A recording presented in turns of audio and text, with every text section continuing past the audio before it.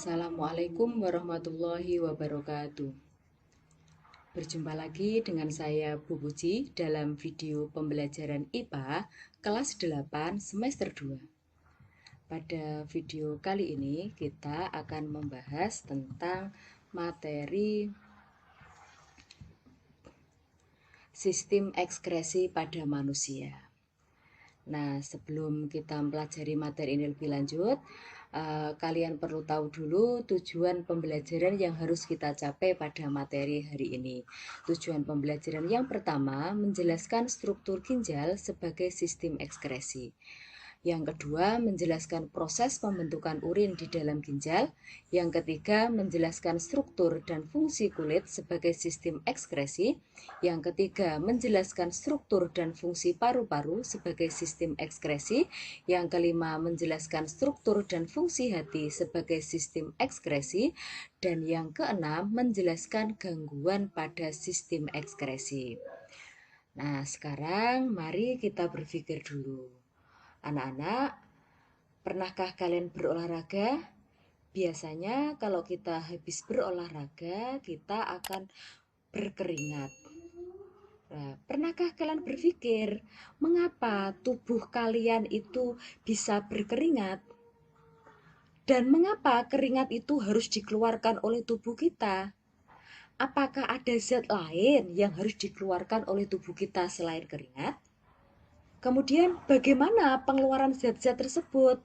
Nah, agar lebih mudah memahami materi ini, silahkan kalian ikuti video ini sampai selesai. Kita akan membahas tentang sistem ekskresi.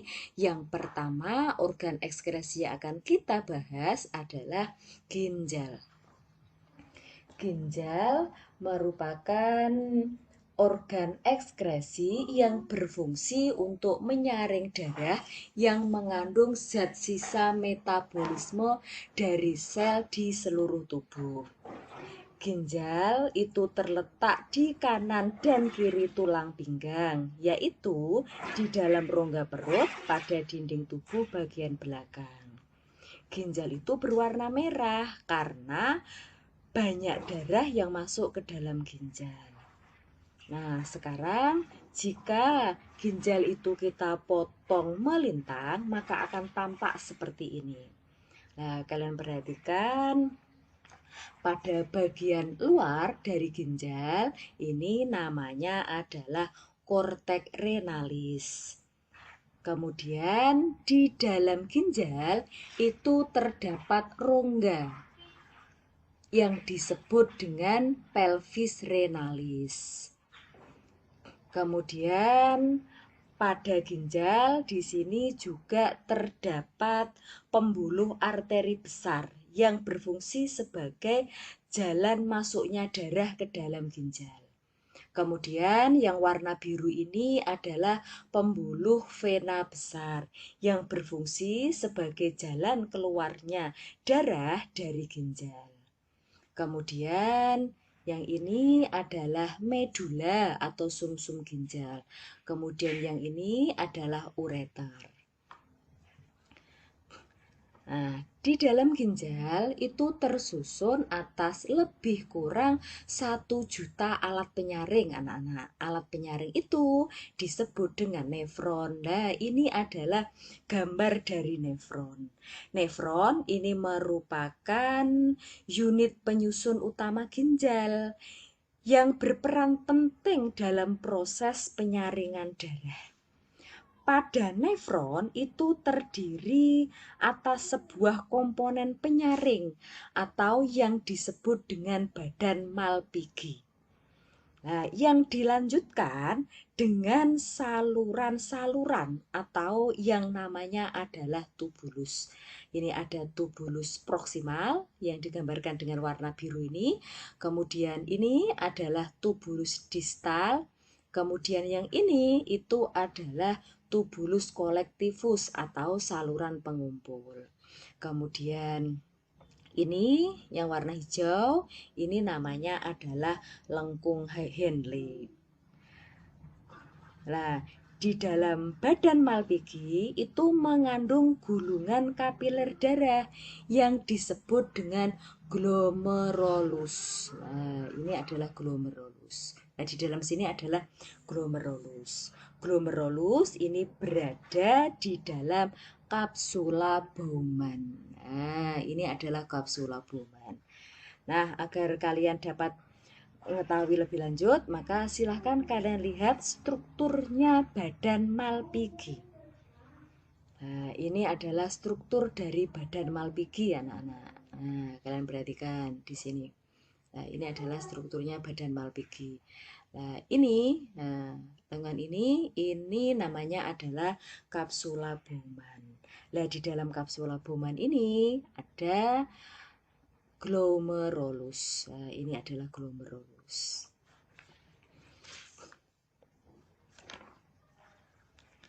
Kemudian yang selanjutnya adalah proses pembentukan urin di dalam ginjal. Urin di dalam ginjal dibentuk melalui 3 tahapan, anak-anak. Apa saja? Tahapan yang pertama namanya adalah filtrasi, yang kedua namanya reabsorpsi, dan yang ketiga itu namanya adalah augmentasi. Nah, untuk yang pertama kita akan membahas tahap pembentukan urin yang namanya adalah filtrasi. Pembentukan urin itu dimulai dari darah yang mengalir melalui arteri aferen, masuk ke dalam glomerulus. Nah, masuk di sini. Masuk ke dalam glomerulus yang tersusun atas kapiler-kapiler darah. Ketika darah itu masuk ke dalam glomerulus, tekanan darah menjadi tinggi sehingga akan mendorong air dan zat-zat yang memiliki ukuran kecil keluar melalui pori-pori kapiler. Nah, ini adalah pori-pori kapilernya.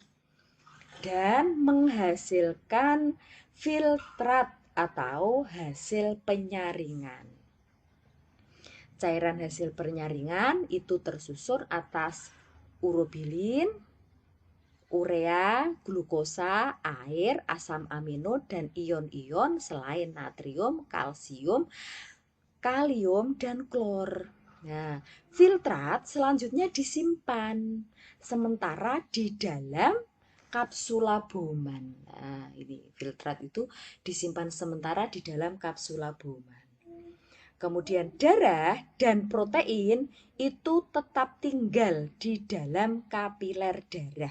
Mengapa demikian? Karena darah dan protein tidak dapat menembus pori-pori glomerulus.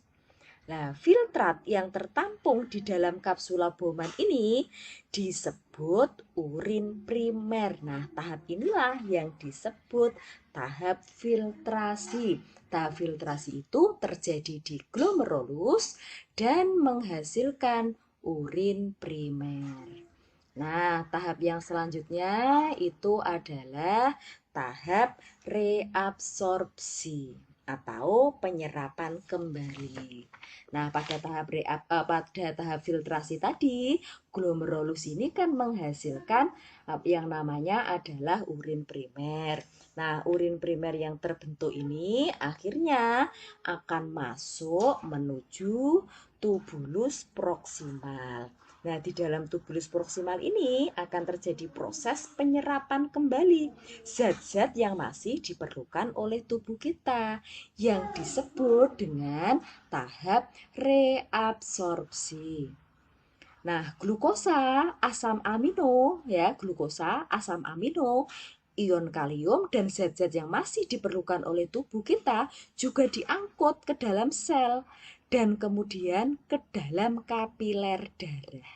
Nah, ke dalam kapiler darah yang ada di dalam ginjal. Sedangkan urea hanya sedikit sekali diserap oleh tubuh kita.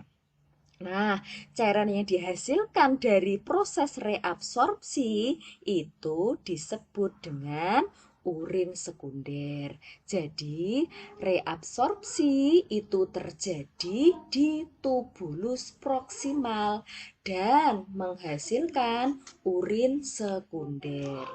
Tahap yang ketiga itu adalah tahap augmentasi. Nah, urin sekunder itu nanti akan, nah ini ya, di sini tadi terjadi reabsorpsi yang menghasilkan urin sekunder. Nah, urin sekunder nanti akan menuju ke lengkung Henle. Ya, lengkung Henle, kemudian urin sekunder itu akan menuju ke tubulus distal. Nah, pada bagian tubulus distal ini masih ada proses penyerapan air, ion natrium, klor, dan urea. Pada tubulus distal terjadi proses augmentasi, yaitu pengeluaran zat-zat yang tidak diperlukan lagi oleh tubuh kita ke dalam urin sekunder. Nah, urin sekunder yang telah bercampur dengan zat-zat sisa yang tidak diperlukan oleh tubuh inilah yang disebut dengan urin sesungguhnya. Nanti urin tersebut akan disalurkan ke pelvis renalis, kemudian keluar dari ginjal melalui ureter. Nah, pada tahap augmentasi ini terjadi pada tubulus distal dan lengkung Henle menghasilkan yang namanya urin sebenarnya. Itu adalah proses-proses pembentukan urin di dalam ginjal. Organ ekskresi yang kedua itu adalah kulit. Nah, ketika kalian berolahraga, kita pasti akan mengeluarkan yang namanya keringat. Nah, keringat itu berfungsi menjaga suhu tubuh. Selain itu, keringat juga berfungsi mengeluarkan zat-zat sisa metabolisme. Nah, organ tubuh mana yang memiliki peran dalam pembentukan keringat? Tentunya organ ekskresi, yaitu adalah kulit. Kulit itu sangat berperan dalam pembentukan dan pengeluaran keringat. Selain kulit itu berfungsi sebagai organ ekskresi, kulit itu juga berfungsi untuk melindungi jaringan di bawahnya dari kerusakan fisik karena gesekan, penyinaran, kemudian berbagai jenis kuman dan zat-zat kimia yang berbahaya. Nah, selain itu, kulit juga berfungsi untuk mengurangi kehilangan air dalam tubuh, mengatur suhu tubuh, dan menerima rangsangan dari luar. Nah, kalian perhatikan gambar bagian kulit ini. Kulit itu terdiri atas dua lapisan utama. Lapisan yang atas ini namanya adalah epidermis atau kulit ari. Di dalam epidermis ini tidak terdapat dalam epidermis ini tidak terdapat pembuluh darah maupun serabut saraf. Sedangkan lapisan yang ada di bawahnya epidermis ini namanya adalah lapisan dermis atau lapisan kulit jangat. Nah, di dalam lapisan dermis ini terdapat rambut akar, kelenjar minyak, pembuluh darah, kemudian otot-otot yang menggerakkan rambut, kemudian kelenjar keringat. Nah, ini yang ada di dalam lapisan dermis. Kemudian di bawah lapisan dermis ini ada yang namanya lapisan hipodermis. Lapisan ini memang bukan merupakan bagian dari kulit, namun lapisan hipodermis ini merupakan kumpulan jaringan ikat yang berfungsi melekatkan kulit pada otot. Pada lapisan ini banyak tersusun atas jaringan lemak, sehingga lapisan hipodermis juga berfungsi untuk menjaga suhu tubuh kita. Nah, organ ekskresi yang ketiga itu adalah organ paru-paru. Pada pembahasan sebelumnya tentang sistem pernapasan, kalian sudah mempelajari tentang organ paru-paru secara mendetail. Paru-paru itu selain berfungsi sebagai alat pernapasan, paru-paru itu ternyata juga berfungsi sebagai alat ekskresi yang akan mengeluarkan karbon dioksida atau CO2 dan uap air. Organ pernafasan yang keempat, saya ulangi, organ ekskresi yang keempat itu adalah hati. Nah, organ ekskresi yang keempat adalah hati. Hati ini berperan sebagai sistem pencernaan. Selain berperan sebagai sistem pencernaan, hati juga berperan sebagai alat ekskresi yang berfungsi mengekskresikan zat warna empedu yang disebut dengan bilirubin. Hati itu memiliki 7 fungsi yang disebut dengan 7M. M yang pertama itu adalah mengatur jumlah karbohidrat yang ada dalam tubuh. M yang kedua memproduksi atau mensekresi empedu. M yang ketiga membersihkan zat-zat berbahaya. M yang keempat memakan antigen dan mikroorganisme. Selanjutnya menyimpan vitamin dan mineral. Kemudian memproses emulsi lemak dan menghentikan kerja obat. Nah, sekarang kita akan mempelajari tentang gangguan yang terdapat pada sistem ekskresi. Gangguan yang pertama itu namanya adalah nefritis. Nefritis ini merupakan penyakit rusaknya nefron, terutama pada bagian-bagian glomerulus ginjal. Nefritis ini disebabkan oleh infeksi bakteri yang namanya adalah Streptococcus. Kemudian yang kedua adalah batu ginjal. Batu ginjal merupakan gangguan yang terjadi akibat terbentuknya endapan garam kalsium di dalam rongga ginjal atau yang disebut dengan pelvis renalis, saluran ginjal atau kandung kemih. Kemudian yang ketiga itu albuminuria.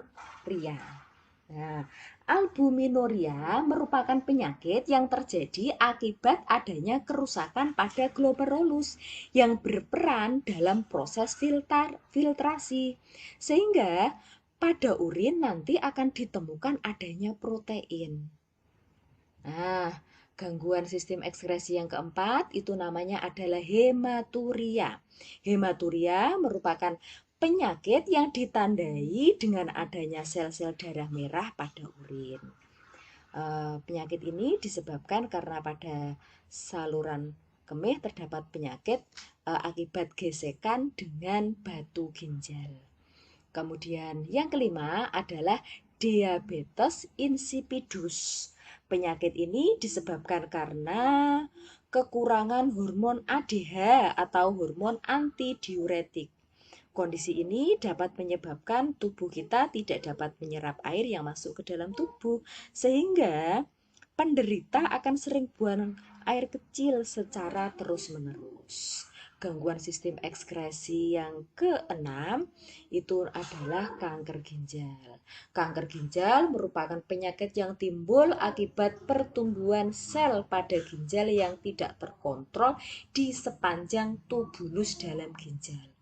Hal ini akan menyebabkan adanya darah pada urin, kerusakan ginjal, dan juga dapat mempengaruhi kerja organ-organ yang lain jika kanker ini sudah menyebar dan dapat menyebabkan kematian. Yang selanjutnya adalah jerawat. Jerawat itu merupakan suatu kondisi kulit yang ditandai dengan terjadinya penyumbatan dan peradangan pada kelenjar minyak. Jerawat ini dapat timbul karena kita kurang menjaga kebersihan kulit, sehingga akan berpotensi terjadinya penumpukan kotoran dan kulit mati. Faktor yang lain juga bisa karena hormonal, kemudian penggunaan kosmetik yang berlebihan, kemudian mengkonsumsi makanan yang berlemak secara berlebihan. Yang selanjutnya adalah biang keringat.